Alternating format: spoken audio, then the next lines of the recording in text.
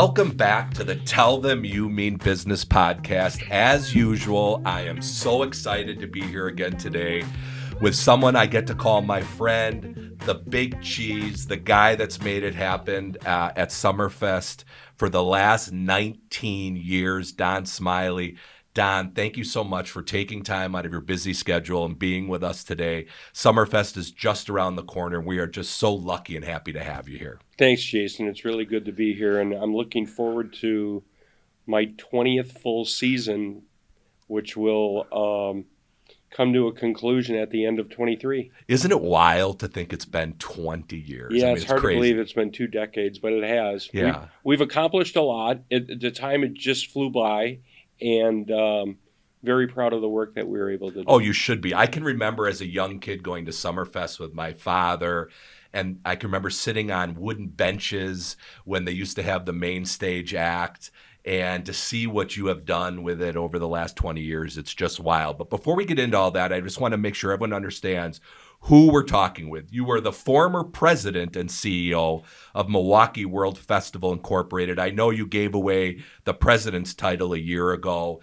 And then at the end of 2023, you're going to be relinquishing the CEO title. Do I have that right? That's correct. Absolutely. Okay, great. And so how is it that you became CEO and president of Summerfest back in 2004? Yeah, that's interesting, and it's kind of like all roads lead to golf. Early on in my career, which I'm sure you'll probably touch on because I know you research everything quite well, I was playing golf with a friend of mine who was an executive recruiter for Russell Reynolds in New York at the time, and we were in Stuart, Florida, playing a round of golf, and his phone rang in a golf cart. He took the call, and he had this conversation about an assignment that Russell Reynolds just received, and that was to find a CEO for Milwaukee World Festival, Inc. But he really didn't call it by name when we were in the golf cart. He was talking about a music festival in Milwaukee. And so when he hung up the phone, I said, "Oh, you must be talking about Summerfest." And he said, "Yeah, how would you know that?" And then before I could answer, he answered his own question. He says, "Oh, you're from Wisconsin, Yeah. And where?" And so we got into that. And he said, "Well, you wouldn't be interested, would you?" And I said, "Geez, I don't know. I'm from Racine originally, Right. But I kind of lost touch with Summerfest over the years when I was serving as president of the Florida Marlins. So I didn't really know that much about it and where the whole thing was at in." That would have been 2003 that I was going through that process. And so one thing led to another. I started taking a look at it, and being from Racine, of course, I have family roots here and friends here and stuff. So I took a look at it, went through the process, and they hired me, and my first year was June of 24. Do you remember back when you were living in Racine, Summerfest being a thing you used to do? And yeah, we used to sneak up here as kids. We'd tell our parents we were going somewhere else, and then we'd hightail it to Milwaukee, which was like New York City for us. Yeah. And we'd come up here and listen to concerts and do all the things that teenage people do. Yeah. Since you talked about the Florida Marlins, let's take ourselves back a little bit at your career, because it really was fast. I've known you for a while and we've been friends, but I really didn't know some of the stuff until you agreed to be a guest on the podcast. Let's go back. You were going back to 85 to 87. You were the director of sales and marketing for the Honda Classic, the PGA stop. How did you get involved in that? And take me to that. Yeah, that again, start. all things lead to golf. All roads lead to golf, right? Yeah. So I had moved from Wisconsin to South Florida with a paper company from Wisconsin, and that was one of my first real jobs in my adult life. And one thing led to another, and I kind of got tired of that. And a friend of mine said, "Hey, they're looking for a director of sales and marketing for the Honda Classic," which was played at TPC Eagle Trace at the time. And I said, "Well, that sounds interesting." So I did a bunch of research, and I went through and I interviewed for the job, received the job. And in that process, along the way, I met a fellow who sat on the board of directors of the Honda Classic, of a volunteer organization which benefited the Boys and Girls Club of Broward County. and that man's name was Wayne Huizinga.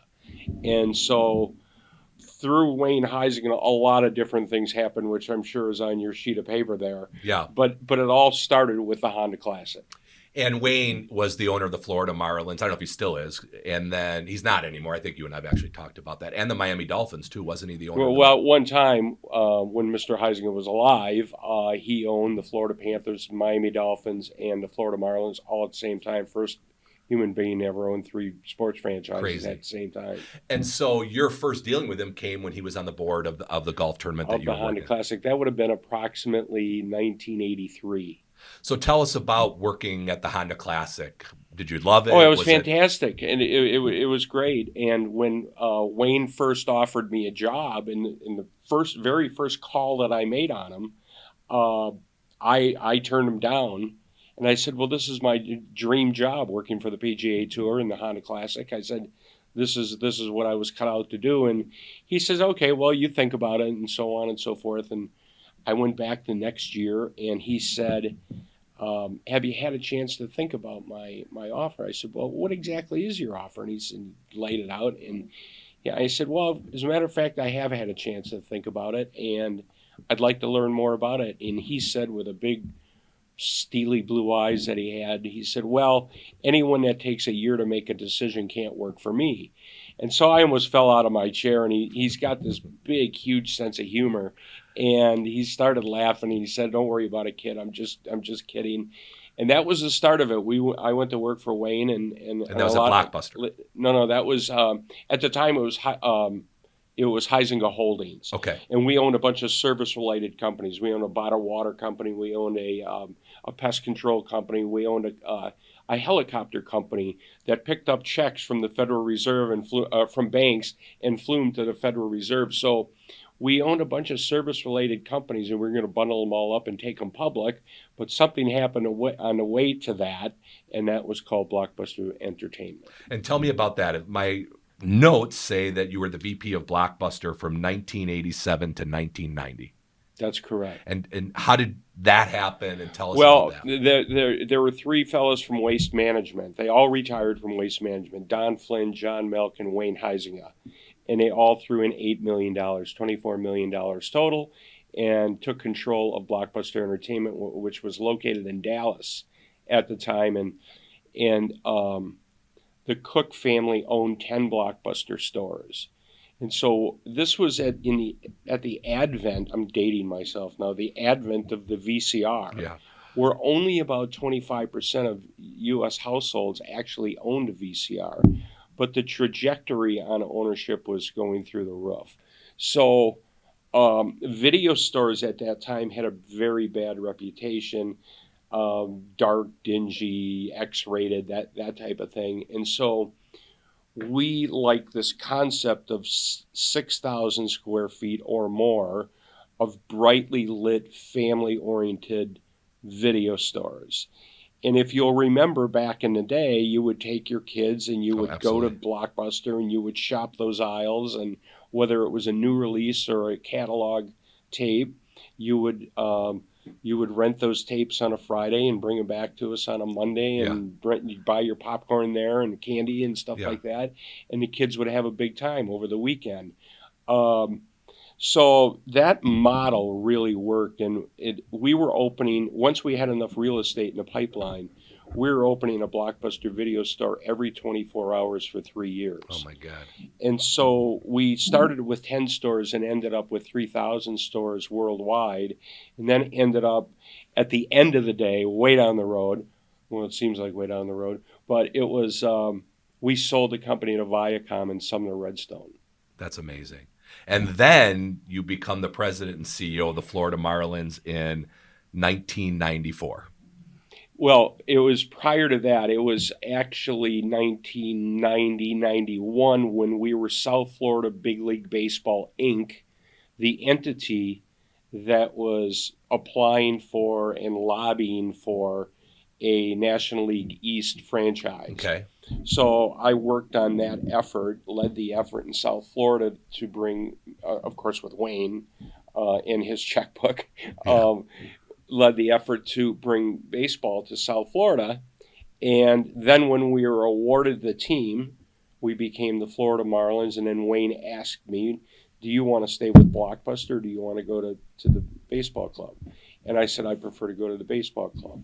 And so I did that, and we threw out the first pitch on April 5th of 1993 against the Dodgers, won that game. And then on President's Day in 1994, I became president of the Florida Marlins and chairman of the stadium in which we played, Pro Player Stadium. In 1997, we happened to win the World Series against the Cleveland Indians. Yeah. Awesome. How was it? I mean, quickly, just that experience. Yeah, that was crazy. Just being on the field and the whole place going nuts.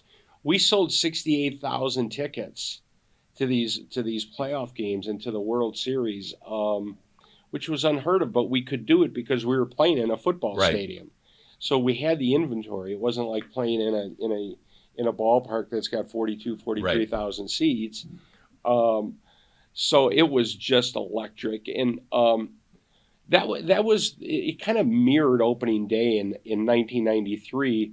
But a strange thing happened on the way to 1997, and that was the players' strike in August of 1994, which was just months after I was named president. Yeah. And so Wayne called me and he said, "Man, you really know how to screw that up. Everything was great, and so you got involved. Now the players went on strike." He said, "What did you do?" That's funny. And so anyway, that was a really dark time for Major League Baseball. The fans were really, really angry.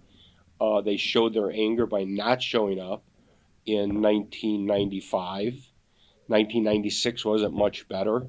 And we started making inroads the end of 96 into 97 when we signed a bunch of good players. And then you win a World Series. That's amazing. Okay, well, let's get to, while we're here, talk about Summerfest and what you've done over these on your 20th season. It starts now, obviously, in a few weeks in June. We're doing the 3 different weekends again this year. Talk a little bit about that change and how that came about. And I know, obviously, you must like it because that's what we're going to again this year. Talk about that. Well, it all kind of played into COVID, Jason. Whereas we had to change things up somehow, and some of the decisions that we made were made for us, and so 3 weekends does several different things for us. It gives us a wider booking window in booking bands. It gives the employees that work with us, which total about 2,000 for the event, it gives the employees a break during the run instead of working 11 days with just Monday off. Now they're working Thursday, Friday, Saturday 3 times, and it turned into a 9-day music festival. So between the booking window and the time off for people to refresh themselves and stuff like that, we really like this concept. However, it's not really proven out yet. The first year that we did it was Summerfest of 21. Mm-hmm. And if you'll recall, we operated in September, which doesn't work for us. No. But we were forced there by COVID. We had the festival booked 2 different times during 21, and we ended up finally being able to pull it off in September of 21, which didn't work for us. We were up against the Badgers, we're up against the Packers, we're up against kids going back to school. Right. We hire a lot of school teachers, so they weren't available because they were going back to school. So 21 didn't work for us, and we didn't get that good of a test ground, if you will, for the 3 weekends. And then in 22, we went back to our summer dates. Things were better than 21, but not much. People still weren't back from COVID yet. I don't think the comfort level or the belief that virus had dissipated substantially enough to go do what people used to do in their lives. Yeah. So by what we see now in the way of ticket sales, and group sales is a big, huge deal for us. Business group sales. I think you purchased one of those packages from us. That's where a business will buy 50, 100, 1,000, 4,000 tickets from us and use them in different ways, either with their employees or with their clients or whatever. Well, for the longest time, we had no one to call in these businesses because everyone was operating remotely. Right. So that category of tickets, business group sales, really hurt us. That really took a hit, as did other group sales programs, whether it's the Brewers or the Bucks or whatever. The group sales part of it really was affected.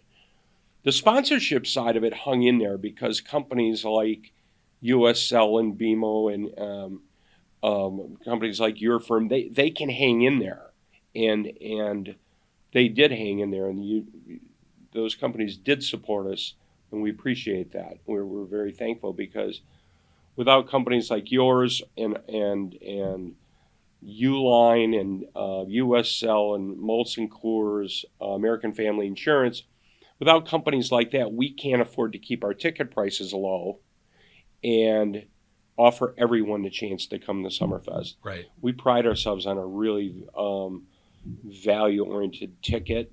If you go to Lollapalooza in Chicago, you're going to pay 10 times what you pay here at Summerfest. So we're we like the 3-weekend model. However, it's not fully tested out yet. Okay. The world's biggest music festival. I remember as a kid always hearing and talking about that. Is Summerfest still the world's biggest music festival? It is. I mean, by virtue of bands. I mean, how impressive is that? The number of bands that we sign. The infrastructure, Don. When you walk around, or when I walk around Summerfest now, and I look at the infrastructure from when you started almost 20 seasons ago until now, how do you get that done? Like, how does Don Smiley get a vision and say, we are going to take these grounds to like this level that even a side stage that doesn't cost anybody anything to go watch except for the admission ticket, where they can see a big name band at like a beautiful venue. Right. It's just so different from when I was a kid. Talk about how you got that done. Yeah, I mean, that was one of the biggest detractors for me, Jason. When I first took this job, I looked at the grounds. I mean, it's got a perfect situation on the eastern shore of Lake Michigan. But the grounds themselves, the stages, the gates, the restrooms, they were all in really poor shape. And they had been neglected for years. And so I thought, when I looked at the opportunity, I said, well, we have Bob Babish booking music.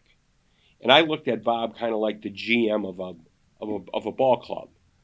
And I was able to do or to focus on the business side of the ball club and the business side of Summerfest, because I had a GM back in my baseball days, and I had Babish here at Summerfest. Yeah.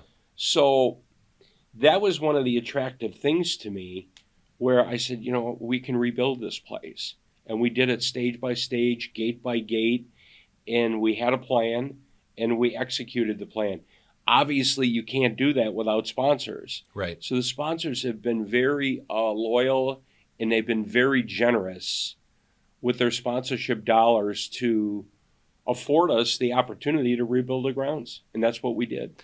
Are there any projects? I know you just redid the American Family Amphitheater. It's spectacular, which I've heard was so important for the bands, that you needed a better infrastructure there, to get some of the groups to come in, because obviously before, some of that stuff may have been a little more outdated, and they maybe were a little finicky and needed more stuff to be able to want to play there. But it is spectacular. Anything else on the horizon for Summerfest, or have you got it now pretty much ready to rock and roll? Well, you're never really done building, are you? I mean, you can always find something that needs to be taken apart and put back together. As far as the American Family Insurance Amphitheater goes, that was a no-win situation for us had it stayed the way that it was, because agents, managers, artists all have a very high expectation of what they want, what they need in terms of a venue. when Fiserv Forum opened up, such a beautiful building that it is, I mean, it really raised the bar for everyone else. So we didn't have a choice in that matter. We needed the amphitheater had really good bones. So what we literally raised the roof from 30 some feet to 62 feet. So that's so we can get more production and more sound and lights in the amphitheater. We built more dressing rooms. We created additional loading docks. We reseated the entire amphitheater. We have new television capabilities within the amphitheater. So what you see now will last for decades, with a little tweak here and there going forward. And I think that's why we're able to sign the bands that we do. When you talk about like Pfizer, for example, or just competition in general, it seems like there's so many more places that want to host music and bands. Milwaukee's crazy. I mean, the live music scene here in town, whether it's small, medium, or large, or baby bands just starting out in some bars that we all hang out at every now and then. Milwaukee's really on top of the list when it comes to live music. I mean, and I think I know a lot of credit goes to Fiserv Forum and Summerfest for being able to draw those big stars over and over again. I mean, you remember back when it was the Bradley Center, they may have done 10 concerts a year in that building. I mean, I don't know what they're doing now at Pfizer, but it's got to be close to 40 or so. Oh, yeah, definitely. Talk about the challenges now facing Summerfest or other venues just on booking talent. Like, I'm sure it's challenging every year because you have such high standards that you set for Summerfest, and it's been doing it for so long and doing it well. How does that impact what's going on there now, the ability to get people to come? You really do compete worldwide. I mean, so, we want to get our hands on certain artists, and the answer is, well, we're in Europe at that time. So we're kind of pigeonholed into certain dates. It's not like, okay, when you get back from Europe and you start your second leg, right, we'll catch up with you then. It doesn't work that way for us. Right. We have certain dates, and those are the dates that we have to fill. So it is very competitive out there. I mean, there's a lot of people working. The fact that streaming changed the whole business. So instead of you buying an album or a CD or whatever, that whole revenue stream has changed, and now it's all everything's predicated upon streams. So, live touring is such a big, huge part of what these bands do. They'll work the summer and maybe go into the studio and start writing or recording songs after that and get ready for the next summer. What are you most looking forward to in your last season here in 2023? Yeah, I'm looking forward to just sitting back and taking it all in. And, this is going to sound strange, and some people might think this is weird, but when you've been doing this for that long, I'm really looking forward to not being the CEO. Yeah. And to passing that torch on to Sarah, who's a very accomplished executive and very experienced in our business. You just can't give or bestow that position onto someone that doesn't know the people in Milwaukee and Wisconsin, or that doesn't have a huge event experience like this. So I'm looking forward to not being the CEO and working on a project here and there and seeing where that road takes me. I don't think I'm retiring. I look at it as I'm evolving into a different phase of my life. Well, I think the truest testament to any successful businessman like you are is that the thing goes on at the time you leave, that the next person that you hand it off to for sure has, and I'm not saying easy, but you've put things in place in a way that you give them the tools to be successful, and they're going to have to then take it where they want to go. I know for sure, based on knowing you and seeing what's happening at Summerfest, that you've just done that. As Summerfest approaches and I look at the headliners that you have coming in, I mean, it's going to be another great year for Summerfest. I hear people talking about, and I just want to, mention the names that are coming in, the headliners: Eric Church, Zach Brown Band, James Taylor, Dave Matthews, Odessa, a boogie with the hoodie, and I know I've seen you at concerts. I'm going to be at that show. I know you will be. That's just the kind of music I like, and you laugh when you see me at No. those shows, but I will definitely be there for that. Jimmy Buffett, Zach Bryan, and I will also be at Imagine Dragons. So, I mean, a great lineup for your last season as the CEO of Summerfest. And Don, I just want to say on behalf of a lifelong resident of Milwaukee, someone that loves music, loves sports, loves everything Milwaukee has to give, we all owe you a huge debt of gratitude for what you've done at Summerfest over the last 20 years.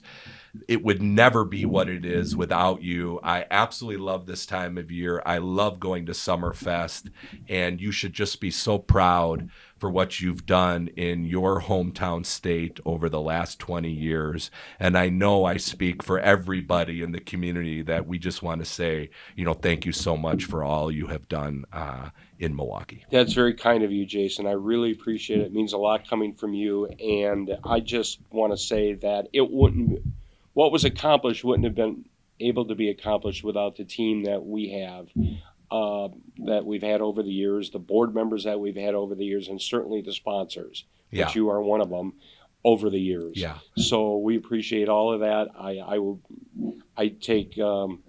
I take no pride of authorship or anything like that in what was accomplished, because it was a big, huge team effort. Yeah, and that's what a true leader does. I know for myself with my business, I'm only one person. If I have 180 people on my team, there's only so much I can do as one person. Right. And we need all the other people doing all their important exactly things. right. But before we let you leave, every one of my guests on the podcast, we put in what we call the Hupy Hot Seat, and this is the Festival Safety Edition because of your role as CEO of Summerfest. So I'm going to ask you a few fun multiple choice questions just to see the answers. And I was told there'd be no math. No math. All Guarantee. right. This is a fun, simple little thing. So here's question number one that my crack staff came up with. What is the most common reason people visit a first aid tent at a festival? Is it A, sunburn, B, heat exhaustion, or C, a sprained ankle?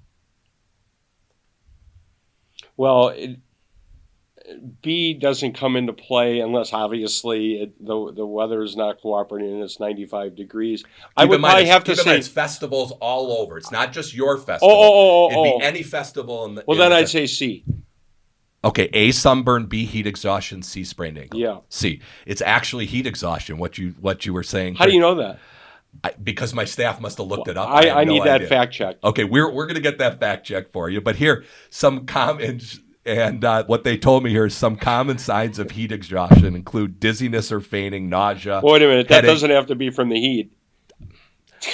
Who knows, Don? I'm just a mouthpiece. Wait, I'm here. just you're an attorney. I mean, come on, you don't think I'm going to buy the first thing you tell me? Right? Okay, I'm going to say you're probably right at sprained ankle, but my staff says B, heat exhaustion, so I'm going to go with that. So it's right. Okay, question number 2. Concert goers sometimes experience hearing loss caused by the extremely loud concert environment where sounds become fuzzy or muted. How long does it take for their hearing to come back fully after a concert? Up to 12 hours, up to 18, A up to 12 hours, B up to 18 hours, or C up to 24 hours? I have no idea. D is who the heck knows, and you and I don't know. There's no guessing. D. I don't know B. You're right, up to 18 hours. Look at that. See, this is really just fun guesstimation here. Be sure, if you're worried about it, to wear earplugs if you think music will be loud. If you're caught in a loud, this is interesting. I had no idea. This happened to me once, Don, actually. If you're caught in a large crowd, what is the best way to exit? Swim sideways. Yeah, exactly. Stay put and wait until the crowd disperses. Push towards the front of the crowd. Okay, the A was stay put and wait until the crowd disperses. B, push towards the front of the crowd. C, move with the crowd while zigzagging to the outside. C. It is C. This happened to me once. I was sponsoring a birthday party for Shaquille O'Neal in Milwaukee. And they put the stage in the way back of the establishment, and then they let all the patrons come in the front. And we had a situation where they let too many people in, and the crowd was like surging forward, and people were having trouble breathing because you can get smushed in that. And I was petrified in that position where there are so many people Yeah. and you are just stuck. Yeah, It was it's quite scary. very uncomfortable. Yeah. Well, see, the Hupy hot seat is meant to be fun. It wasn't meant to really put you in the hot seat. But Don, thank you for being such a good sport. And again, thank you so much for all you've done for Summerfest, for your home state, for Milwaukee. And we're definitely going to miss you. And we look forward to seeing you at Summerfest when you don't have any responsibility, but just enjoying the shows. Thanks a lot, Jason. Really good being with you. You too.